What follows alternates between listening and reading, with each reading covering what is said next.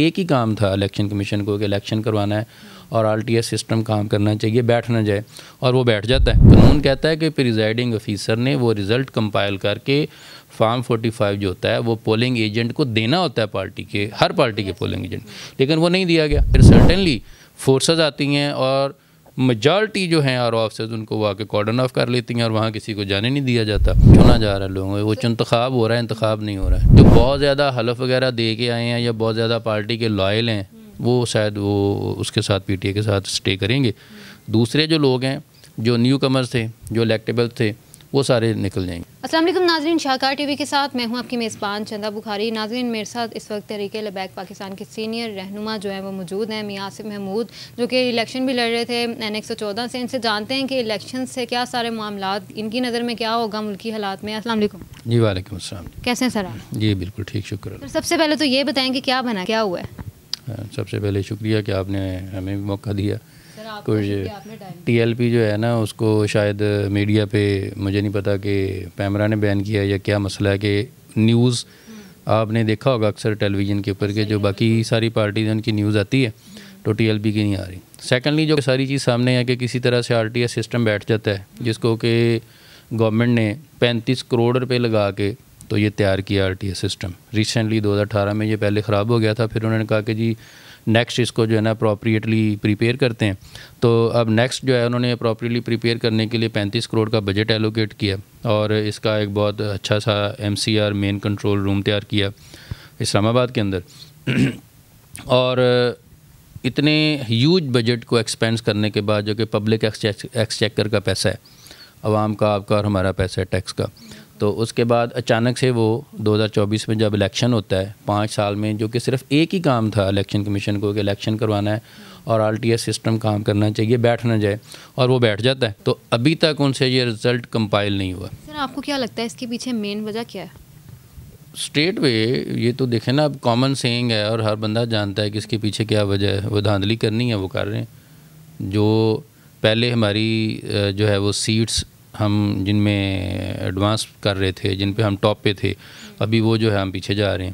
تو کیا main reason ہے؟ مین ریزن یہی تھی کہ جو ان کو رزلٹ ایکسیپٹیبل نہیں تھا، جو ان کو سیٹیں ریکوائرڈ تھیں، جو نمبر ان کو ریکوائرڈ تھا وہ ابھی وہ پورا نہیں ہو رہا تھا، تو انہوں نے یہ سسٹم کو روک لیا اور یہ الیکشن کمیشن نے ایک غیر آئینی جو ہے وہ اقدامات کیے، ایک پوری سیریز ہے اس کی، اور اس سب کے بعد جو آبویسلی اسٹیبلشمنٹ کا فائدہ ہے وہ یہ ہوگا کہ اب انسرٹینٹی پھیلے گی، اس کے بعد جو ہے وہ مایوسی قوم کے نوجوان میں پھیلے گی، اور قوم کا الیکشن کے اس پروسیس سے ویسے ہی جو ہے نا وہ اعتبار اٹھ جائے گا۔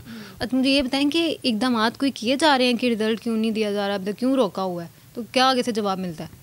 نہیں، ہم نے جو فارم 45 کا لینے کی پہلے کوشش کی at the end of the day, جب یہ سارا پروسیس پولنگ کا ختم ہوتا ہے، تو انہوں نے یہ کہا جی ہاں ہم دے رہے ہیں، یہ کر رہے ہیں، وہ کر رہے ہیں، لیکن پھر ایسا رات 10 بجے تک جو ہمارے کارکنان مختلف پولنگ اسٹیشنز پر موجود تھے، پریزائڈنگ آفیسر کے پاس وہ یہ مانگ رہے تھے، تو انہوں نے یہ کہا جی کہ نہیں وہ RO آفس میں چلے گئے۔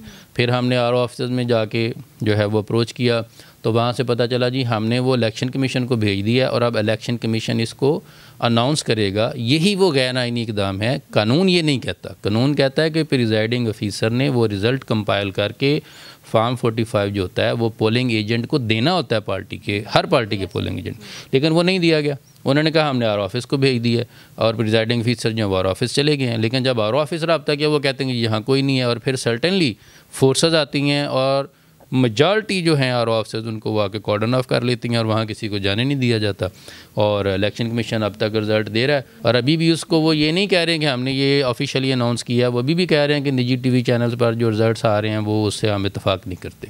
سر الیکشن کمیشن ایک سلیکشن کمیشن ہے، کیا آپ اس لائن سے متفق ہیں؟ میں تو کہہ رہا ہوں وہ انتخاب نہیں، وہ چنتخاب ہو رہا ہے۔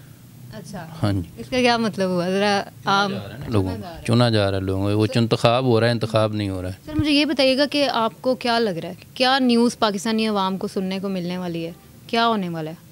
آپ کی اس بارے میں کیا رائے ہے؟ وہ سمپل از دیٹ کہ مخلوط گورنمنٹ بنے گی۔ پہلے بھی میں نے کئی جگہ اور کافی پلیٹ فارم پہ یہی بات کی تھی، سنس جو ہے نا، مطلب یہ نہیں کہ اب کی، لاسٹ 2-3 ایئر سے میں یہی بات کر رہا ہوں۔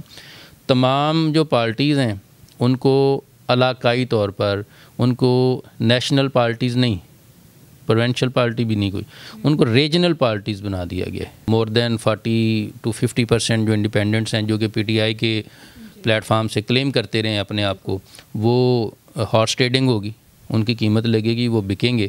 تو پھر وہ جو پارٹی زیادہ خرید لے گی پرائم منسٹر اس کا ہو جائے گا، چاہے شہباز شریف ہو جائیں چاہے بلاول ہو جائیں. تو بس یہی نیوز ہے. یہ میں آپ کی بات کاٹ رہی ہوں، مجھے یہ بتائیں کہ آپ نے کہا کہ وہ بک سکتے ہیں، بکیں گے، تو کیا لگ رہا ہے اگر وہ نہ بکیں تو پھر کیا ہوگا؟ نہیں، نہ بکنے کا سوال نہیں ہے نا، مطلب نہیں ہوتا، یہ سوال ہی پیدا نہیں ہوتا. پرسیپشن جو ہوتی ہیں نا وہ حقیقت کے قریب ترین ہوتی ہیں نا. اگر وہ بکیں گے نہیں تو پھر 3 دن کے اندر وہ اس کے بعد کبھی بھی گورنمنٹ کے ساتھ نہیں بیٹھ پائیں گے. ٹھیک ہے، 3 دن ان کو ایک گریس پیریڈ ہے کہ وہ جس پارٹی کے ساتھ جانا چاہتے ہیں وہ اس کے ساتھ چلے جائیں. اب اگر وہ گورنمنٹ کے الائز کے ساتھ نہیں جائیں گے تو پھر اگلے 5 سال وہ کسی بھی گورنمنٹ جو ہے آپ کی الائنس بنتی ہے اس میں تو وہ جا نہیں سکتے. تو کوئی بھی ایم این اے یا ممبر آف دا پارلیمنٹ یہ کبھی نہیں چاہے گا کہ وہ پاور لیس رہے. اس کے لیے تو اس نے وہ الیکشن نہیں کیا نا. تو وہ اپنی پاور اٹین کرنے کے لیے، پاور گین کرنے کے لیے وہ کسی نہ کسی پارٹی کے ساتھ اٹیچ ضرور ہوتا ہے. تو اپوزیشن کے ساتھ وہ نہیں جانا چاہیں گے کیونکہ ان کو بجٹس نہیں ملیں گے، ڈیولپمنٹ بجٹ سارے رکیں گے. تو اس لیے میجارٹی لوگ جو ہیں وہ گورنمنٹ کے ساتھ جائیں گے. جو بہت زیادہ حلف وغیرہ دے کے آئے ہیں یا بہت زیادہ پارٹی کے لائل ہیں وہ شاید وہ اس کے ساتھ پی ٹی اے کے ساتھ اسٹے کریں گے. دوسرے جو لوگ ہیں جو نیو کمرز تھے، جو الیکٹیبل تھے، وہ سارے نکل جائیں گے. سر پی ٹی آئی کا آپ کیا فیوچر دیکھ رہے ہیں؟ کیا عمران خان کی رہائی ہوگی؟ عمران خان کا کیا فیوچر دیکھ رہے ہیں آپ؟ بینگ ایک اسٹوڈنٹ لا کا اور جو میں پریکٹس کر رہا ہوں تو ابھی ان کی رہائی نہیں ہوگی. اس کے بعد یہ ہے کہ جو نئی گورنمنٹ آئے گی وہ بھی پہلے اپنے آپ کو اسٹیبل کرنا چاہے گی.